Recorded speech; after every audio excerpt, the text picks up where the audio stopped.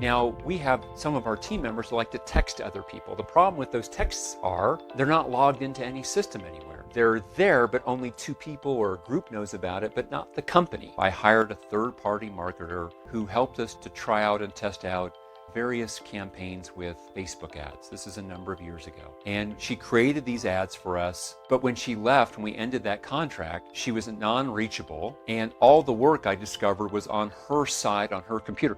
So today is a wake-up call. Do an audit. My action step for you, I'm going to give it to you. Do an audit. Where are people actually, not what they're saying, but you need to put your eyeballs on this. Maui Mastermind presents the Business Coach Podcast, answering your questions and providing real actionable insights for building a better, stronger, more profitable business without sacrificing your time, life, or freedom anymore.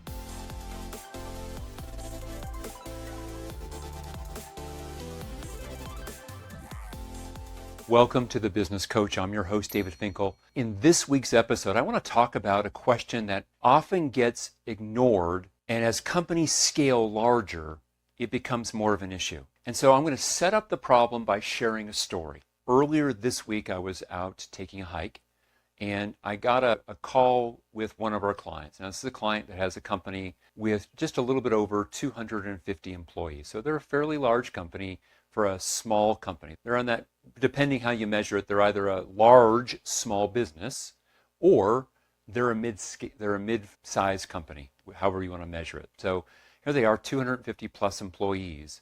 And what's happening is that in their company, they're having communication challenges where some people are putting their information in the systems, things that they're working on their desktop computer. Other people, it's Post-it notes that are around the edges of their computer for key information. Some are doing it on their phones by texting back and forth between different people. Others are in the company cloud-based system and doing it there, but it's a mess. And as I was talking with this business person, his comment was, David, I can remember 8 years ago, this is before we started working with you in Maui and having you coach us, at that time they were at about 25 or 30 employees, or it might have been slightly larger, maybe 50 employees.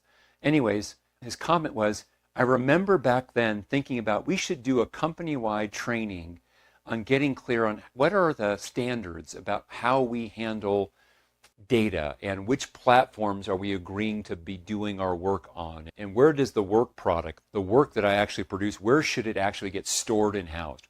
I was thinking we really should do something about it, but we were growing so fast, I didn't want to lose the day of productivity. And, he let it go. And he says, here I am 8 years later, and if only I had taken even half a day back then to plan this through and hold people accountable to it, we wouldn't be having this issue. Some people are putting stuff on the SharePoint server, David. Some people are putting stuff just on the hard drive on their laptop computer. Stuff is everywhere. Our systems, some of the departments keep their systems on Dropbox. Some of the departments keep it on a SharePoint server. Some keep it on OneDrive. Some keep it, and it says it's everywhere. It's confusing. No one knows where to go. And as he says that, I want to build the problem even more. Not only does it hurt you as a business not to have clarity about what platforms are you going to store your systems and internal controls, what platform are you going to store your data, how are you going to save things like passwords, where are they going to be housed? When you do work product, when your marketing team creates a brand new campaign, where is that kept? When your operations team comes up with a new process, where is that kept?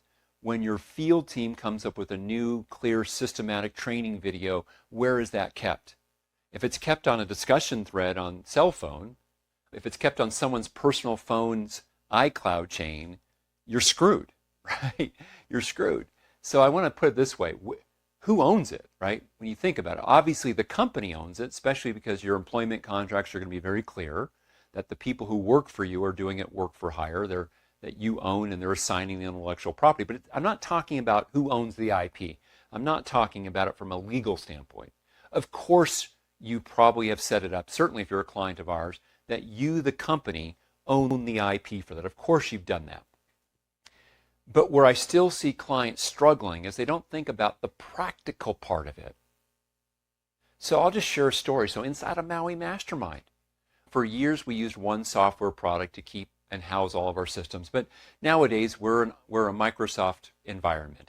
Microsoft, their product suite has gotten so good, it's basically created all the functionality this other stuff did, and so we can do it with one tool. So we house our systems on OneDrive, and we do our communications when people want to do things through, like, oh, should we add Slack? Which, by the way, many of our clients use Slack or other types of programs like that, platforms like that, and they get great results. But we're on Microsoft, so why wouldn't we just use Microsoft Teams, right? It keeps us all in one place. Now, we have some of our team members who like to text to other people. The problem with those texts are they're not logged into any system anywhere. You know, they're there, but only two people or a group knows about it, but not the company. So we need to move on to the platforms that we've agreed to. And this is critically important when you scale. You know, look, when you're a small company and you're a business that's at the $1 million range or $5 million range, this doesn't really hurt you, right? Because you probably only have 5 to maybe 25 team members. But when you continue to scale and you take this company to $50 million and now you've got 200 team members, if you don't centralize and have standards and norms about how that information is kept, what will happen is that you have a real fragility, a real vulnerability in the business, that things are falling out of the business that really should be part of your system, should really be part of your company's body of what it knows to do, that you lose somebody and it's gone. I mean, it's like this. If you can imagine, if you go over to Terry's computer, and on Terry's computer, you'll see all these Post-it notes around the computer, and any one of these Post-it notes might have really important information on it, that when Terry goes, the first thing he does is he pulls these Post-it notes and throws them in the trash. Gone, lost, because they're not captured in a way. Or if Terry does capture that information, it's just on his computer hard drive. Now you say, well, David, we own the company computer, so we got it. Okay. But if it's just on his hard drive, how in the world is anyone going to know where to find it? Matter of fact, how is anyone going to know that it even exists? Terry might have come up with the world's best spreadsheet with built-in formulas to do a particular type of budgeting. But if he's the only one who knows about it, no one else knows where it lives, no one else even knows what it's called, and he goes, you've lost all that value, that valuable work product. That's why I tell team members, that's why I tell clients that we coach, your team should house their work product, on your company-owned system. For us internally, it's OneDrive because we're a Microsoft environment. If you're an Apple environment, maybe that's iCloud, or maybe for you it's Box.com or Dropbox.com. Once upon a time, we used to use a program called Ignite, a platform called Ignite. We don't do it now. We keep it all simple. We try to reduce to the minimum number of platforms that we need to get things done. But this episode, this week's here in the Business Coach, I want to be a prompt. I want to be a spark for you. Are you in fact ensuring from a practical standpoint that the intellectual property, this body of knowledge and work that your team has created, is in fact with you? And I'll share another story about how I screwed this up. A number of years ago, I hired a third-party marketer who helped us to try out and test out various campaigns with Facebook ads. This is a number of years ago. And she created these ads for us. But when she left, when we ended that contract, she was non-reachable, and all the work I discovered was on her side, on her computer. Yes, I could go onto Facebook's platform and try to pull down the ads, but I didn't get nearly the same flexibility. I didn't get the images that we had paid for. I mean, I could copy and paste, but it was harder to do. I didn't get the licenses for this. It was much more difficult to do. So I want to make sure that when you are having your company growing and scaling, that you make it the standard practice, that you make it the norm, that you make it just the way we do things culturally in your company. That these are the platforms that we do. This is where we store information. This is how we name things. This is where we put things back so that we don't have it on various cell phones, various hard drives of laptop computers, but we centralize those things. And we have good protections in place. If Terry has created this wonderful financial model, there might only be 6 people in the company that need access to that. But those 6 people need access to it, and it should be housed in where the company owns that clearly, not from a legal standpoint, that's a given, but from a practical standpoint. So I know this is a kind of a technical thing here today, this episode of The Business Coach, but when I have that client and I talking and we realize what it's costing his company as he scaled from his lower end of 25, 50 employees to over 250 employees, the time to get this going is now, right? The time to get this going is now.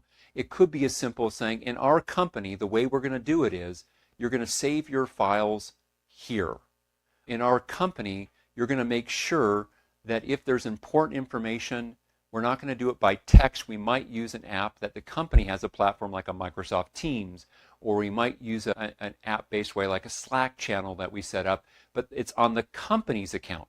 I'll give another example. I had a client I was coaching, and in his business, he had one of his team members that was using AI to build a particular bot that basically got to review service phone calls, and that he could upload the transcripts of the service phone calls, and the AI bot was already set up really, really well to give an immediate, simple in-writing feedback to the agent so that the agent can get feedback of what they did well and what they could do to improve. It was a really slick system. Probably took him 10 hours, maybe 15 hours to set that up.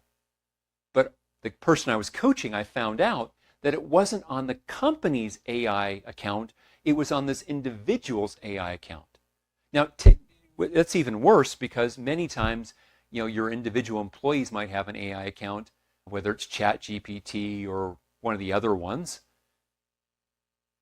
But how do they have the settings? Like, for example, I tell clients all the time, if you're going to do an AI account, make sure the settings are set up such that you're not sharing the information outside of your company, right? You don't want to add to their training tool. You don't want your confidential information going out there, right? But forgetting that AI bot that he worked for 10 or 15 hours to get it to do it really well, if that person leaves the company, there goes the AI bot.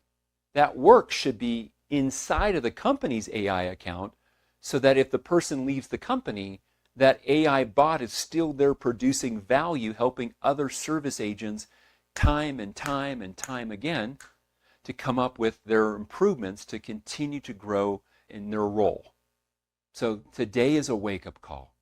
Do an audit. My action step for you, I'm going to give it to you. Do an audit.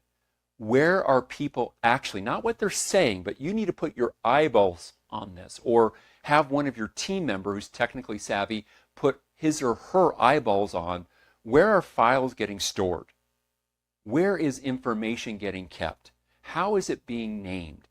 Is it being kept on the company's servers or platforms, accounts, or is it being done idiosyncratically on personal or private devices that are outside the company?